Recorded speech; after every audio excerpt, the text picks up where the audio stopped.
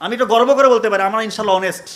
1 টাকা আমরা কখনো কারো খাই না, এটা গ্যারান্টি দিয়ে বলতেছি। 1টা টাকা অবৈধ ইনশাল্লাহ আমাদের পরিবারে ঢুকে নেই এখন পর্যন্ত, ইনশাল্লাহ। এটা আমাদের চ্যালেঞ্জ, এটা আমরা গর্ব করি।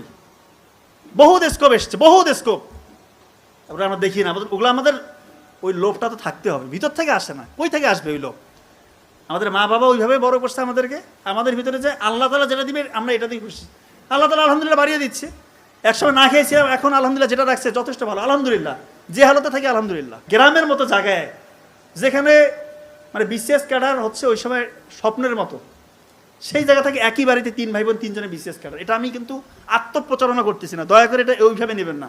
আমি জাস্ট ব্যাপারটা বলছি যে আল্লাহর উপর যদি কেউ ভরসা করে তাহলে তার অবস্থাটা কি হইতে পারে। মা বাবা যদি চোখের পানি ফেলে দোয়া করে, ওই সন্তানের জন্য কিছু লাগবে না। ইহকাল তো ইনশাল্লাহ কামিয়াব, আল্লাহ ছেড়ে পরকাল নাজাতের উসিলা। রাতের বেলা 1 গ্লাস পানিতে 1 চামচ হলুদের গুঁড়ো, 1 চামচ মেথি আর 1 চামচ মধু, রাতেও মিশাতে পারেন।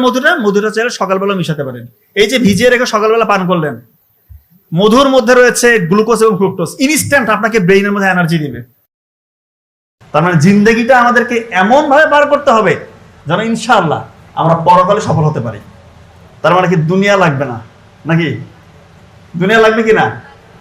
আচ্ছা, দুনিয়া যে লাগবে সেটা আল্লাহ তাআলাই আমাদেরকে শিখিয়ে দিচ্ছেন। রব্বানা আতিনা ফিদ দুনিয়া হাসানাতাও ওয়া ফিল আখিরাতি হাসানাতাও ওয়া কিনা আযাবান্নার। প্রথমেই বলতেছে যে দুনিয়াবি কল্যাণ দাও আমাদেরকে, আল্লাহ তাআলা আমাদেরকে শিখিয়ে দিচ্ছে।